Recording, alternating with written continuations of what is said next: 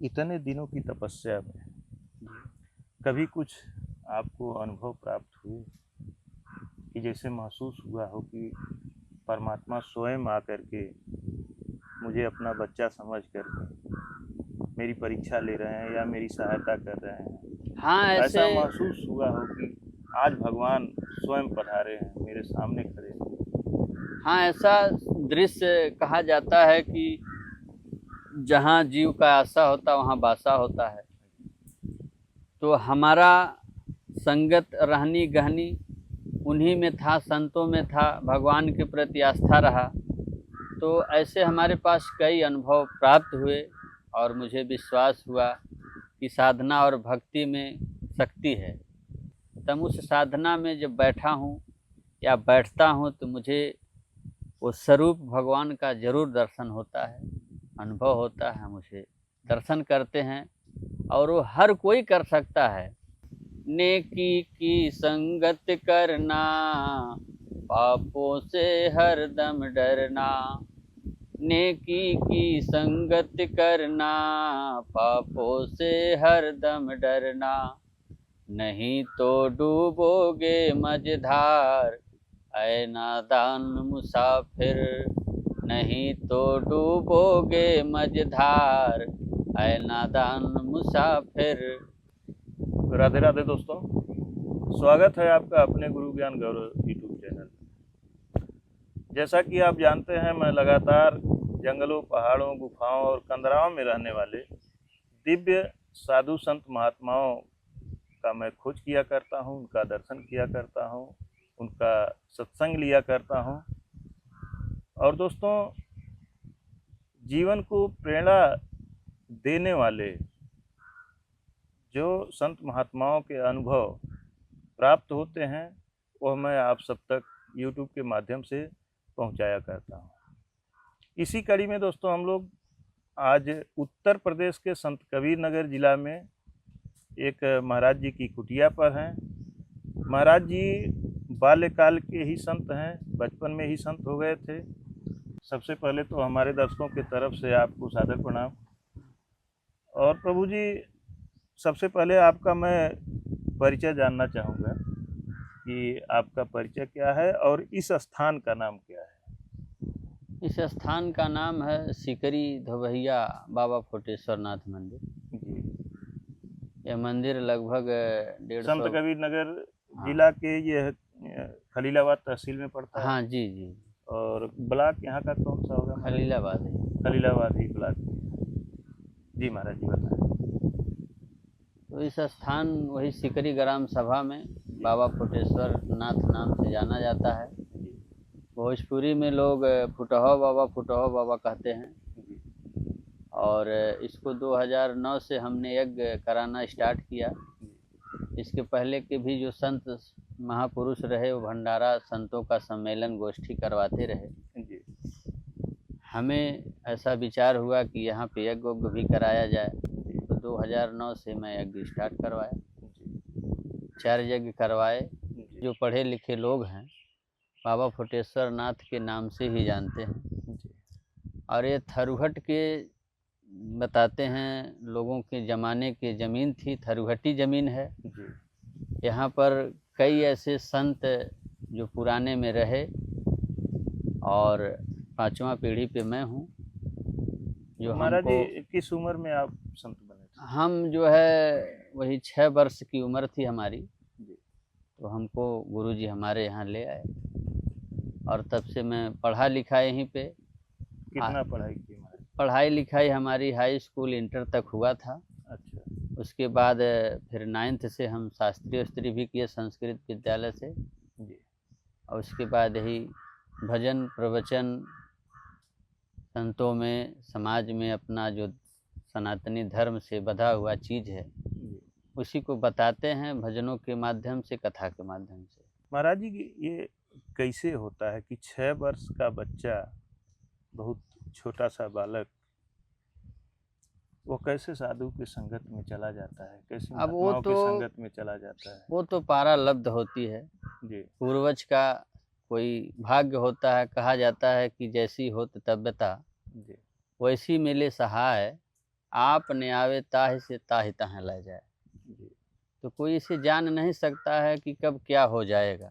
माँ बाप ने दे दिया महाराज जी को कि महाराज जी जा कर के कहे, कैसे आप नहीं, महाराज जी हमारे के पास पहुँचे? माता जी को 2 बालक पैदा हुए थे, जी। तो वो लोग मर गए। जी। तो उन लोगों को इस आश्रम से जुड़ाव था। तो यहाँ जो बाबा फुटेश्वर नाथ का मंदिर है, तो यहाँ आकर के हमारी दादी जी जी। कहीं कि अगर कोई पुत्र प्राप्त होगा, पैदा होगा, तो हम आपको चढ़ा देंगे, सौंप देंगे जी। और यहीं पे रहेगा। मतलब भगवान से उन्होंने मन्नत मांगा कि हे जी, भगवान जी। हमारा बच्चा बच जाए, जी, जी। उसको हम आपके हवाले कर रहे हैं। जी। तो जैसे हम पैदा हुए, लगभग 1 वर्ष की उम्र हुई हमारी, तो बहुत बीमार पड़े और हमारा कोई बचने का उम्मीद नहीं था। जैसे वो 2 बच्चों का हुआ जो माता जी के जी। पहले थे। तो ला करके हमारी दादी जो थी, पूरा परिवार डर गया होगा कि अब ये हाँ, भी नहीं बचेंगे। हाँ, तो यहीं ले के भोलेनाथ के मंदिर पे, जी। उनके पिंडी पे हमको रख दिए। जी। लगभग 7-8 घंटे बताते हैं कि लोग वहीं पड़े थे। फिर होश हुआ तो गुरु जी हमको लिए गोद में अपने और यहाँ के गाय का दूध पिलाए। जी। और यहाँ पर एक गाय भी थी उस समय, जिसकी वो समाधि भी लगी हुई है बगल में, वो गाय की समाधि है। जी। वो गाय यहाँ 28 साल जिंदा रही और 16 बच्चा दी, जी। जिसमें मैं 8 बच्चा दी। 8 बच्चे तक का दूध हम उसको सेवन किए, ग्रहण किए। और फिर हमको जब ठीक हो गए तो लोग घर ले गए। तो जब 4 साल 5 साल का हमारा उम्र हुआ, तो सफ़ेद वस्त्र पहन करके लोग बताते हैं, पिता जी हमारे, चाहे वो मुस्लिम ही रहता था, अगर दाढ़ी रखे रहता था तो हम उसको महात्मा या संत समझ के प्रणाम करते थे। जी। तो लोग कहे कि इसका स्वभाव जो है साधुता टाइप का है, और साधुओं को देख करके चाहे वो मुस्लिम हो, दाढ़ी रखाया हो, तो प्रणाम कर लेते हैं। जी। तो इसको ले जाइए उसी मंदिर पे कर दीजिए। जी।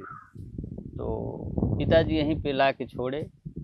और गुरु जी ने जो माँ बाप से हमें सुख और प्राप्ति प्यार मिलना चाहिए, वो हमको यहीं मिला। हम लगभग 16-17 साल तक जो है जी। घर पे हमने नहीं गए। 16-17 साल के बाद जब हमारे पिताजी का तबीयत खराब हुआ, तो उन्होंने बड़े पुत्र की याद किए। बड़े पुत्र हम ही थे। जी। तो 1 बार 2 बार हमने गया, और पिता तो अब नहीं है, फिर गुरु जी की सेवा में हम यहीं रह गए। तो आपके बाद फिर कोई और आपके भाई पैदा हुए कि? हाँ, तब से हमारे पास हमारे अलावा 3 भाई और हैं। जी।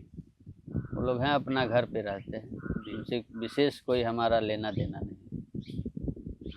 तो भगवान की ऐसी कृपा हुई कि भगवान या गुरु महाराज की ऐसी कृपा हुई जी। कि आप भी बचे और उसके बाद आपके घर परिवार का वंश भी बच गया, हाँ, आगे बस बढ़ा। ठीक है। बाल्यकाल में जैसा आपने बताया कि आपको माता पिता जी यहाँ ले आके जब छोड़ दिए, तो फिर जैसे एक बच्चा कहीं पे छोड़ दिया जाए किसी के पास, तो रोता है, तड़पता है अपने माँ के लिए, पिता के लिए, तो उस समय आपको कैसा लग रहा था? कुछ याद आती है? अब हमको ऐसा कुछ अनुभव नहीं हुआ कि माता पिता का कोई प्यार होता है, चाहत होता है। वो सब सुविधा हमको गुरु जी ने ही दे दिया। तो रोज माता पिताजी करीब के ही थे तो मिलने आते रहे होंगे? नहीं, नहीं, नहीं, वो लोग कहीं 2-4 महीने 6 महीने पर एक बार आ जाते थे। जी। वो भी 2-1 घंटा के लिए, फिर चले जाते थे। जी। हाँ, और जब हम 5-6 वर्ष 7 वर्ष के हुए थे, जी। तभी से मुझे गाने का शौक़ था, और जो संतों में खजड़ी या बैरागी होता है वो बजाने का शौक़ था। जी। मैं हर बाजा बजा भी लेता हूँ, जी। और मैं कहीं नहीं सीखा हूँ। जी। और भजन भी गाते थे। तो गुरुजी हमसे डरते थे कि बच्चा है तो कहीं फोड़ देगा खजड़ी ढोलक। जी। तो एक बार 2 बजे का समय था, रात्रि था। जी। तो जब हम संतों को देखते थे अपना आसन उसन लगा करके भजन करते थे, तो हम भी बैठते थे वैसे। जी। तो भजन करने बैठते थे, तो हम उस समय खजड़ी बजा रहे थे। तो गुरुजी हमारे देखे, जी। तो देखे कि कहीं हमसे अच्छा ये धुन और ताल लगा रहा है। जी। तो वो छिप करके हमको देख रहे थे। जैसे हम गुरुजी को देखे तो डर गए और फिर खजड़ी रख दी। तो उन्होंने कहा कि नहीं नहीं बजाओ बजाओ, अच्छा बजा रहे हो। तो फिर हिम्मत करके हम बजाना शुरू किया।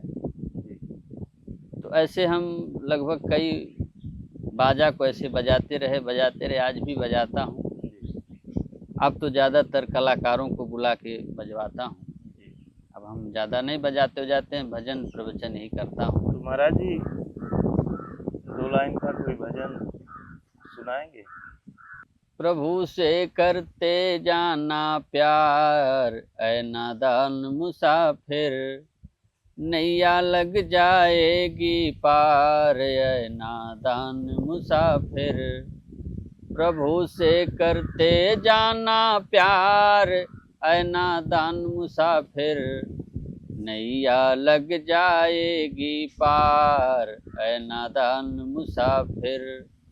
नेकी की संगत करना, पापों से हरदम डरना।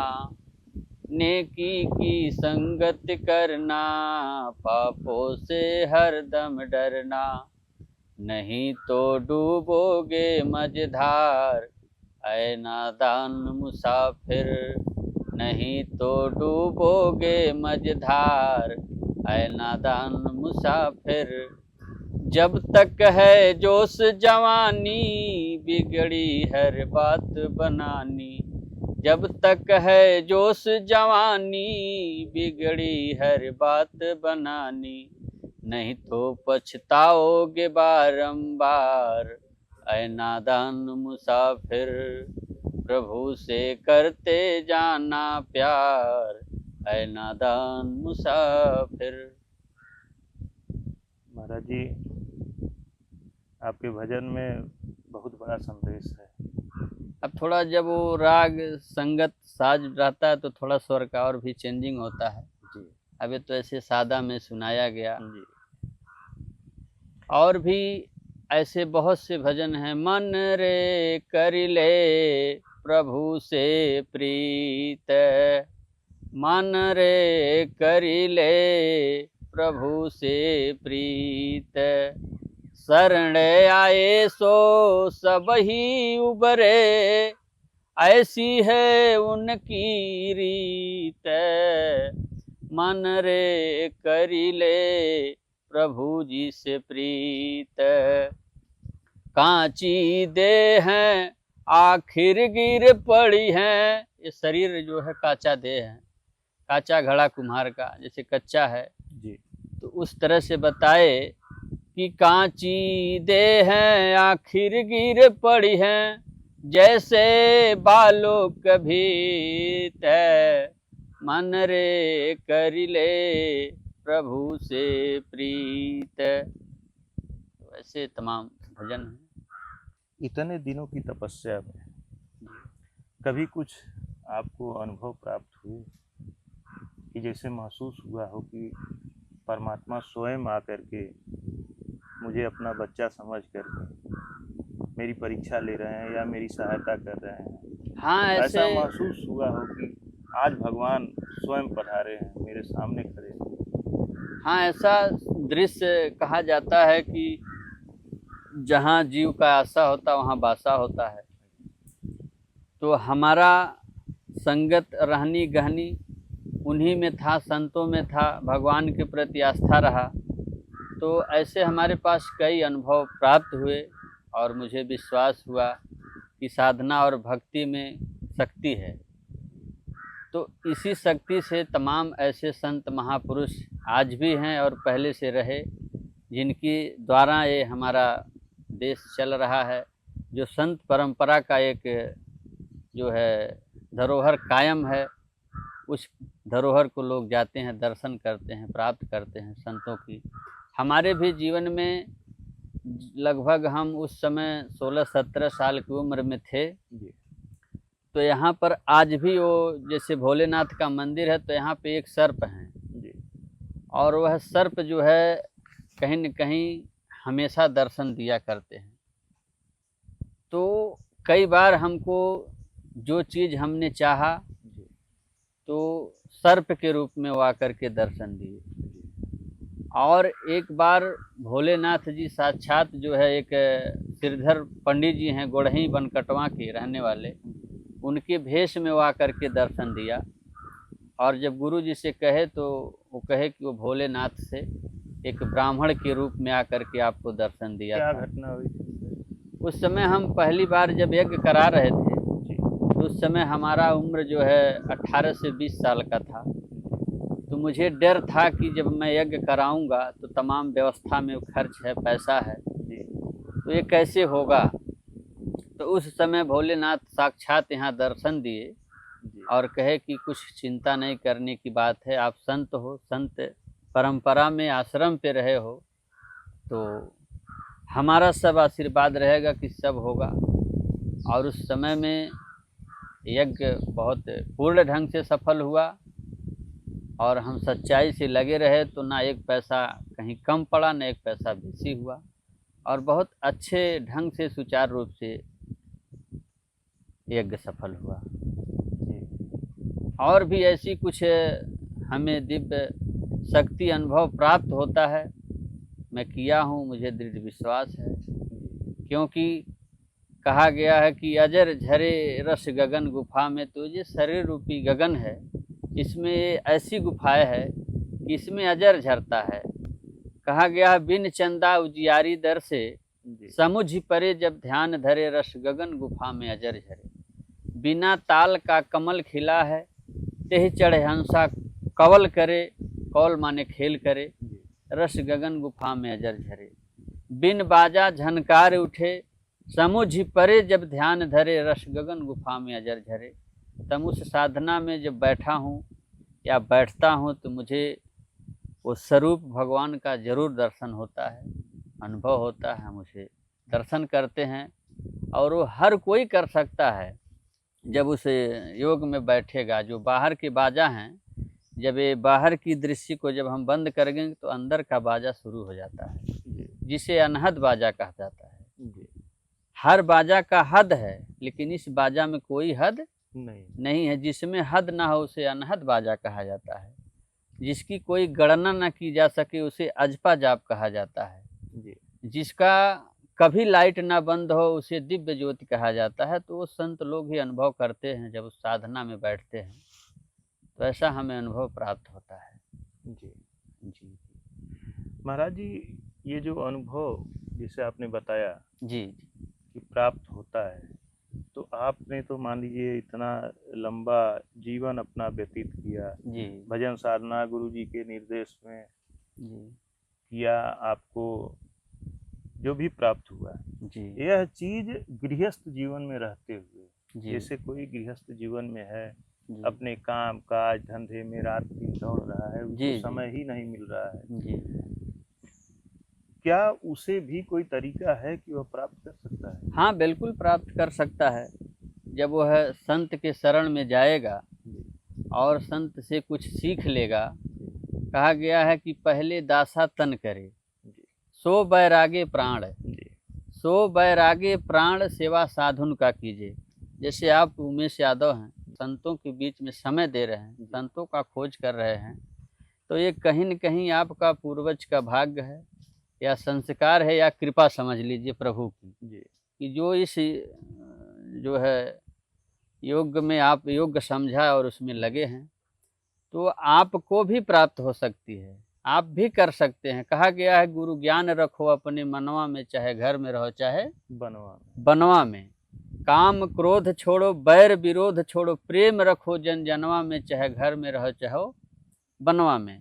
गोस्वामी तुलसीदास जी महाराज ने कहा कि उद्यम कर पालहि परिवारु, आ बिलग रहो जिस बार में बालू। संसार में रहते हुए, संसार के सब कुछ करते हुए, उद्यम माने व्यवसाय, जी सब कुछ करते हुए आप संसार से अलग हो जाइए। कैसे? जैसे बार माने होता है पानी और बालू, जी बालू और पानी नदी में पाए जाते हैं। दोनों हिलोरा जब चलता है पानी का तो बालू और पानी दोनों साथ बहते हैं, लेकिन जब पानी स्थिर होता है तो बालू अलग हो जाता है, पानी अलग हो जाता है, लेकिन रहता कहाँ है? पानी में। जी तो उसी तरह से आप घर गृहस्थी में रहते हुए, संसार में रहते हुए, सब कुछ करते हुए, कुछ क्षण के लिए जैसे पानी और बालू का साथ है, अलग हो करके और आप जो है उस भक्ति को, उस मार्ग को, उस साधना को भी प्राप्त कर सकते हैं, लेकिन उसके लिए आपको समय देना पड़ेगा।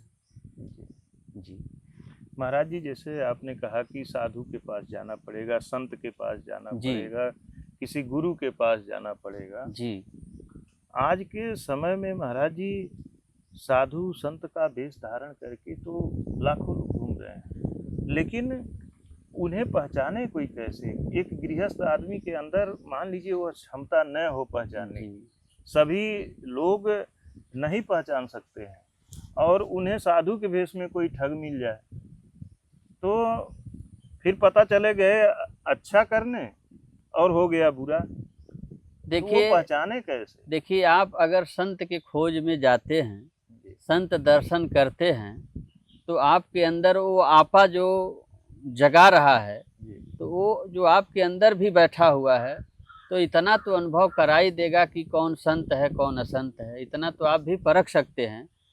और बाकी कहा गया है कि जंगल ना होते तो शेर मोर कहाँ छिपते, असाधु ना होते तो ठग चोर कहाँ छिपते। जी, तो जंगल में जैसे शेर मोर छिपे हुए हैं, वैसे ये संसार रूपी जंगल में ठग चोर भी छिपे हुए हैं, जी, जो वेश साधु धारण का करके। भेष बना जी, करके बैठे हैं। जी, तो देखिए, जो संत है या जो साधुता के परंपरा में बंध के चल रहा है, उसे पहचानना मुश्किल होता, क्योंकि कहा गया कि जो करेगा मक्कड़ वो खाएगा घी शक्कर, और जो ना करेगा मक्कड़ों का केहू ना 75।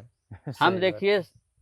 देखिए मैं संत हूँ, जी, हम किसी अयोध्या वृंदावन या किसी संत से कोई हमारी रहनी गहनी साधना भक्ति में कमज़ोर नहीं हूँ, जी, बस इतने हूँ कि मैं दिखावे में नहीं हूँ।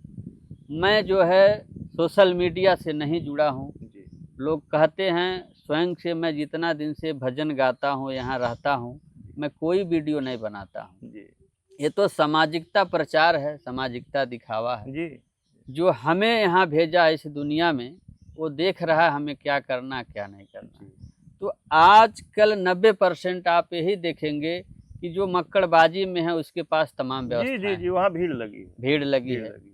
लेकिन ऐसे संत हैं, जैसे आपने कहा कि मैं वहाँ गया, कौन सा जगह, वो जो धर्मेंद्र जी थे वहाँ पे करका में। करका में, तो अब वैसे वैसे संत को वही खोजेगा जो जी, जौहरी होगा। जी, क्योंकि भक्ति मार्ग में कहा गया कि भक्ति करे कोई सूरमा, जाति वर्ण कुल खोए, जी, कामी क्रोधी लालची इनसे भक्ति ने। न होए।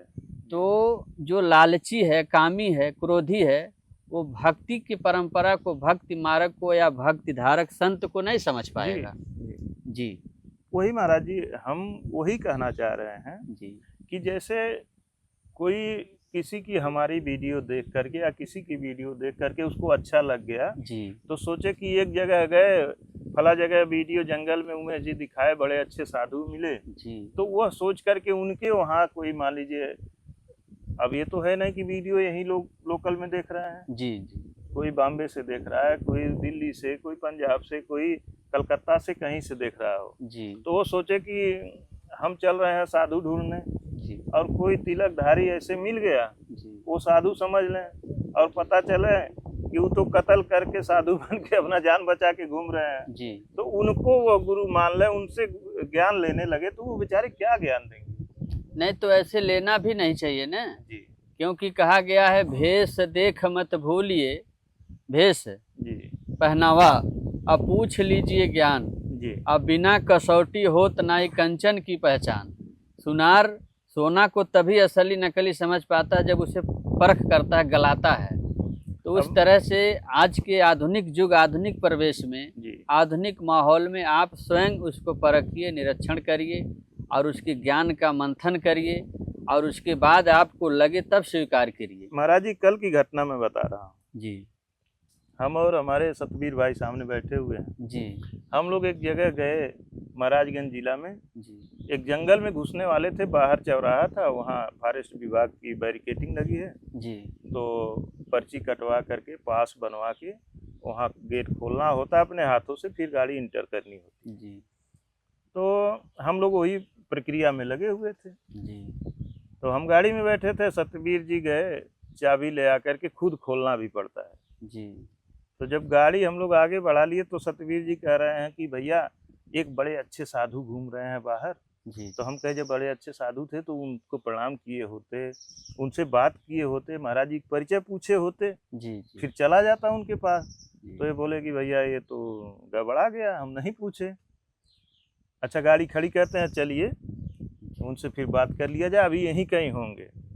तो हम लोग गए और मुश्किल से दूरी कितनी थी, 25-30 मीटर जी चौराहा था, गली में घूम रहे थे हम लोग जंगल की तरफ। जी फिर वापस जा करके हम लोग देख रहे हैं बाबा गायब। जी तो ये कह रहे हैं महाराज जी तो अंतर्ध्यान हो गए, महाराज जी का पता नहीं कहाँ चले गए। जी जी तो हम इनसे कह रहे हैं कि बाबा मांगने खाने वाले होंगे जी। और कहीं की देखिए किसी दुकान पे मांग रहे होंगे। हाँ तो ये कह रहे हैं कि नहीं भैया वो बड़ा अच्छा श्रृंगार और वो तिलक चंदन लगाए थे। जी हम कहे बहुरूपिया भी बड़ा अच्छा श्रृंगार करता है। जी उसके बाद हम वापस आ रहे थे तब तक, और धूप खूब थी, जी ये फिर खोजते खोजते तब तक पा गए बाबा को। जी तो बाबा अपना 2-3 झोरी टांगे थे और एक दुकान पे कुछ मांग ही रहे थे। तब तक ये कहे कि भैया बाबा मिल गए। फिर हम गए, बाबा ये जो ये लिलाट होता है इतना पूरा लाल में गोल कलर में इतना रंगे थे। अब हम दूर से ही देखते हैं, हम कहे का सतवीर भाई इतना दिन साधु संतों के बीच में घूमते घूमते इतना भी नहीं पहचान पाए कि ये संत हैं कि क्या है। तो फिर हम लोग तुरंत वहाँ से वापस हुए, हम कहे आइए चला जाए। तो हमने इनको बताया कि जो तिलक चंदन लगा होता है वह सिर्फ दिखाने के लिए नहीं होता है, वह एक लाइसेंस होता है। जो अलग अलग चंदन लगे होते हैं सब अलग अलग अखाड़ों के उसमें लाइसेंस होते हैं, उसमें पहचान छिपी होती है कि इस तरह से यह चंदन लगा है, तिलक लगा है तो इस अखाड़े से है, इस संप्रदाय से है, तो यह पहचान होती है। तो वही महाराज जी अगर इतना घूमने के बाद ये भ्रमित हो जा रहे हैं तो एक दिन वाला आदमी जाएगा तो बेचारा क्या पहचान पाएगा। उसीलिए तो धोखा खा रहे हैं ना, तो उस जी पे अपना विवेक, अपना विचार, जी अपना मंथन करना चाहिए, जानकारी लेनी चाहिए।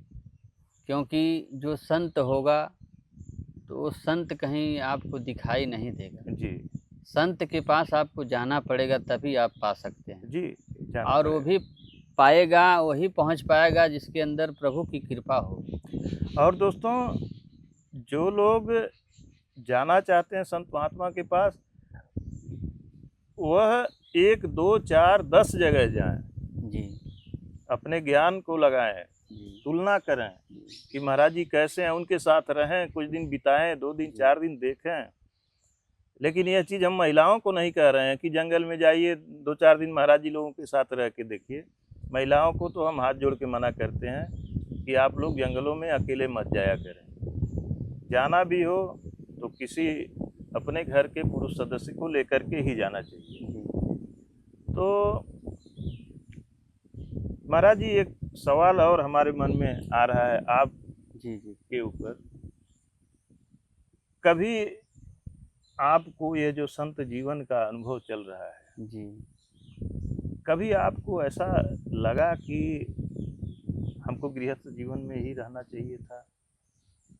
नहीं, हमको तो ऐसा हमारे गुरु जी या परिवार पिता सारे लोगों ने फाउंडेशन में रखा। जी गुरु जी तो हमारे कोई फाउंडेशन नहीं किया, उन्होंने कहा आपकी स्वेच्छा हो, आपकी इच्छा हो तो गृहस्था जीवन में भी रह सकते हैं, जा सकते हैं बड़े होने के बाद। बड़े होने के बाद।